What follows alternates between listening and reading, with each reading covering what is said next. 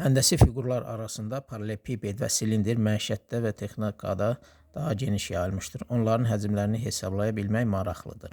Silindrin həcmi V bərabər pi r kvadrat h, paralelepipedin həcmi isə eni uzunu hündürlüyü hasilinə bərabərdir. Burada V ingiliscə volume sözündəndir, həcm deməkdir və həcm sözünün baş hərfi götürülür.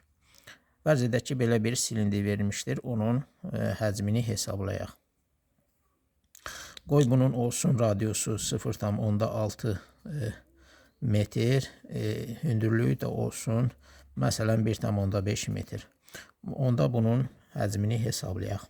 Düstura görə volüm bərabərdir, həcm bərabərdir. Pi riyazi sabitdir, 3,14-ə bərabərdir. Radius 0,6, hündürlük də 1,5. Bunları kalkulyatorda bir-birinə vurandan sonra belə bir ədəd alır. 1,10 6956 metr kubu. Əgər nə qədər su tutmasını hesablamaq lazımdırsa, fizikadan suyun sıxlığı 1000-ə bərabərdir. Almış həcmi və təqribən 1,7-dir. 1000-ə vursaq, onda 1700 kiloqram alırıq. Yəni 1,7 ton. Deməli, bu çənin həcmi, tutumu 1,7 ton sudur. Məsələn, bunu su ilə yox, fərz elə ki, benzinlə doldursaq, onda biz benzinin sıxlığına vuracaq həmin həcmi. 1,7-ni 720-yə vursaq, biz alarıq 1,224 kiloqram. Yəni təqribən 1,2 ton. Göründüyü kimi benzin sudan yüngüldür. Digər fiqur isə paralelepipeddir. Paralelepipedin də həcmi, eni uzunu hündürlüyü hasilinə bərabərdir. Onda fərz edək ki, belə bir çənin tutumunu hesablamaq lazımdır.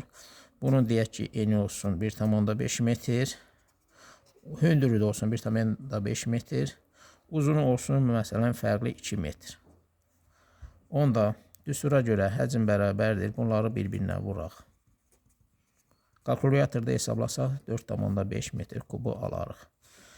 Yenə eyni qayda ilə suyun sıxlığına vursaq 4,5 kub metri 1000-ə vursaq 4500 kiloqram alarıq. Yəni 4,5 ton. Beləliklə silindrin və paralelepipedin həcmini hesablamış olduq.